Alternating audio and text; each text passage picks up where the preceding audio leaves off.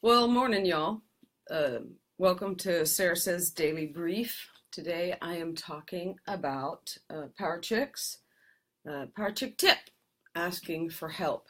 Also, want to make you aware we've been having some interesting technology issues, so my apologies for some of the connectivity challenges that we've had. And just want to say thank you to everybody who commented, texted, messaged, and shot me their ideas about today's topic. So I'm going to jump right in, talking about women asking for help. And I think the most important thing is we don't. We don't when we should. And I want to talk about why we don't ask for help. And part of it is the whole power chick mentality. I think, though, the first reason that we're not asking for help are issues of unworthiness, that we're not important enough, that we're not valuable enough to the people around us, that our needs don't matter. This is part of the socialization, the be nice socialization, that if we're nice girls, then we're not going to burden other people. And that is a big load of crap. And I think, why would we have friends? Why would we have friends if we can't ask them to help us, if we can't reveal our vulnerabilities to them? And so I think, first of all, you need to be sure that you're surrounded with people that you can trust. You need to be sure that you're surrounded with people. I think we need to have 5 people in our lives that we can reach out to for anything, not to be a drain where we're constantly asking for help, but that each of those people in our lives serves a purpose. And we need to believe that we're worthy of that. That's first thing. We have to believe that we are worthy. Good morning, Kat, and you know you're very welcome. So the first thing is you have to believe you're worthy. You have to. The second thing is what I call the superwoman syndrome. Part of the challenge, I think, of raising strong girls and being strong women is that we really confuse that with that we have to do everything and be everything, and that asking for help is a sign of weakness. But let me say to you that I think asking for help is a sign of strength. And we have to learn to be wise about what we're asking for help. And we have to ask for help before it's a crisis. And I'm going to talk more about that later. The third reason that I think we don't ask for help is we have control issues. That letting go and delegating is a challenge to many of us. And I would say to you, and I know that y'all have asked me to talk about this, and I might do this next week. There's a huge difference between perfectionism and excellence, and your inability. Good morning, Linda. Thank you. I enjoy you enjoying my topics. Our inability to let go of things is sometimes misconstrued energy on control, that we want to control everything. And I want to encourage you to begin, as you reach out to other people to help you, don't get so caught up in the micromanaging of minutia that you don't ask for help because it's not going to be done exactly the way you want. I encourage you to go for the 80% rule.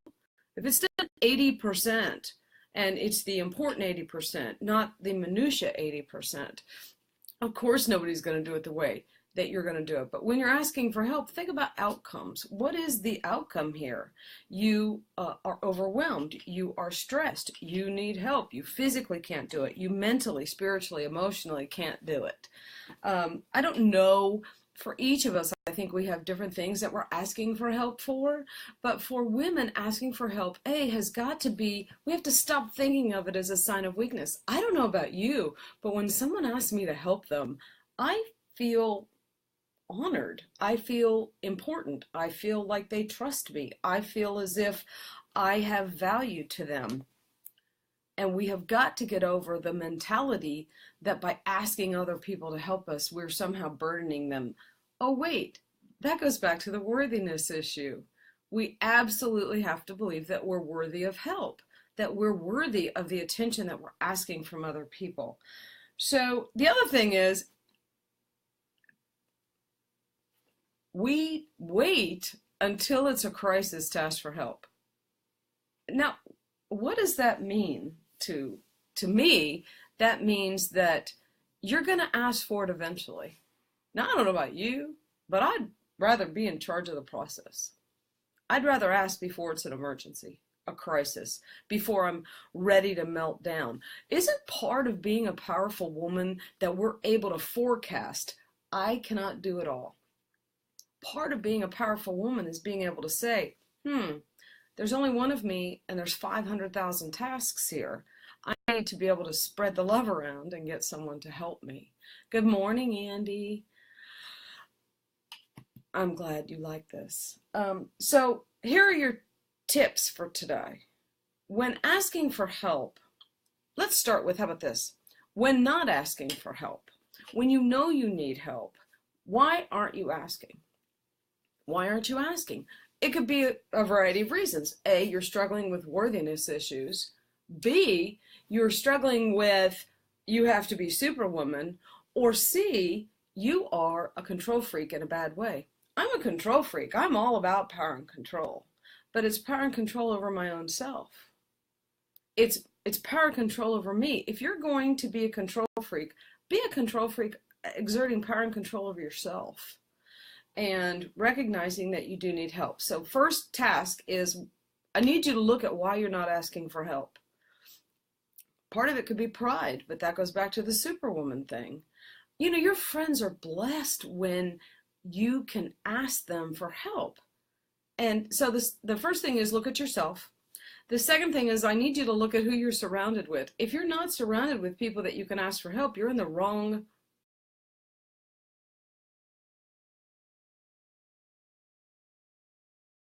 people who are going to support you as you ask for the things that you need.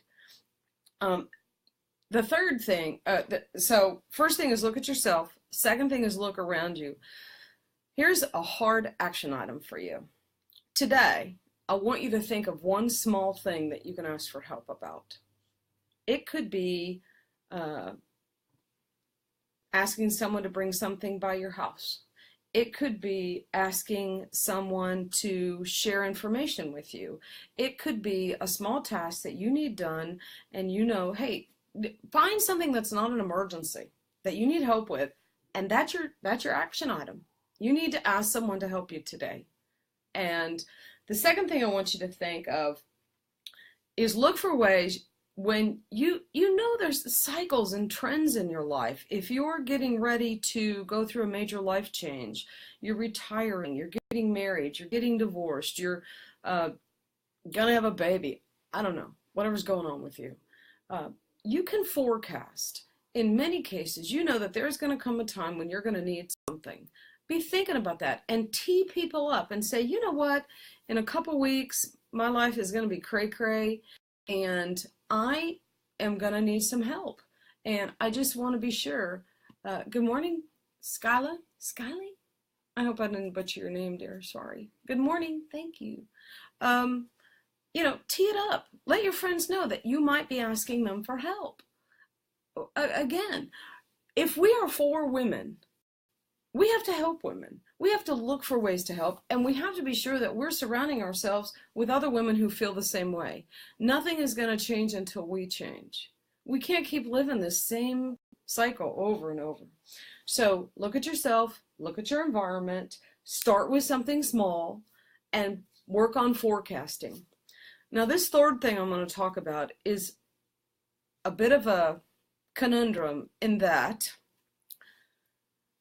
we as women, when we're asking for help, have got to start thinking about the laws of reciprocity.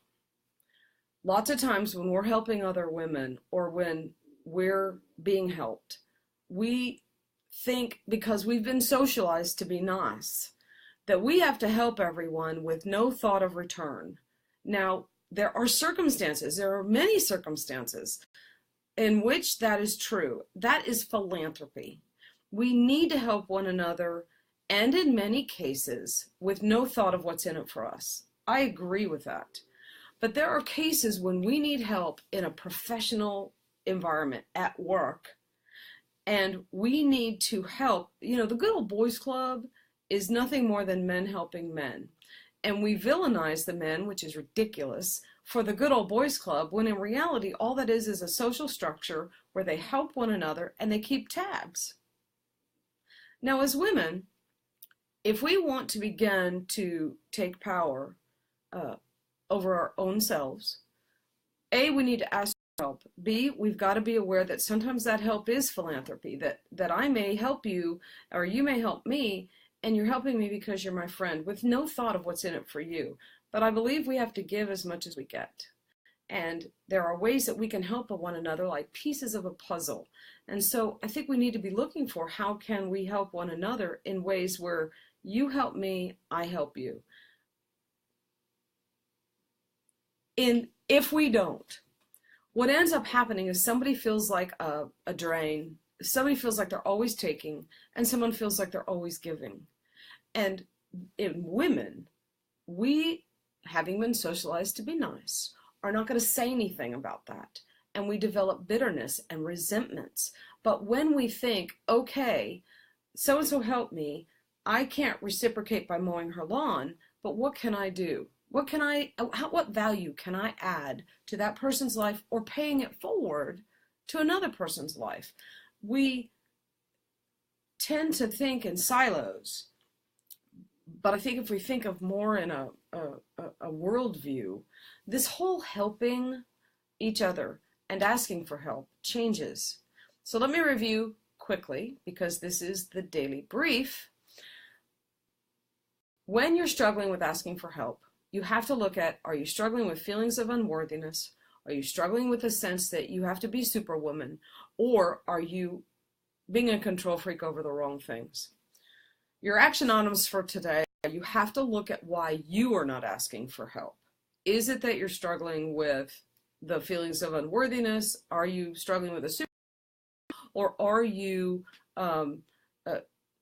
exerting control over the wrong things? Your second action item is start with something small. Find some small thing today that you can ask someone to help you with. The third thing is, when your life is going cray-cray, you got to start forecasting.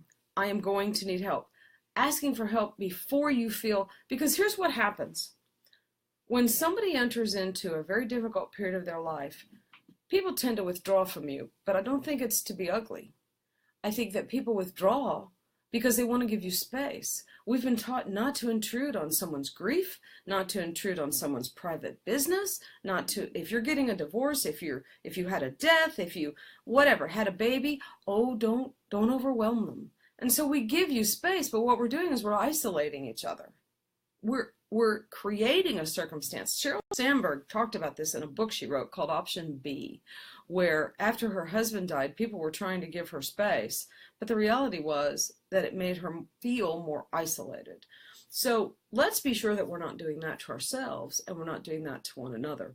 In order to ask for and receive help, I think we still have to stay connected. We still have to be connected with other people. You guys are great. You guys keep giving me feedback and ideas. If you have other topics or ideas of things you want me to talk about, you can always message me. You can always go to my website, Sarah, S-A-R-A-H, Zink, ZINK.com, and there's a contact me button there. I'm here for you, and I don't know it all. I've made enough mistakes in my life that I'm smarter than your average bear. But you guys are great, and I appreciate you, and thanks for tuning in, and I'll see you next time. And until then, you have been zinked.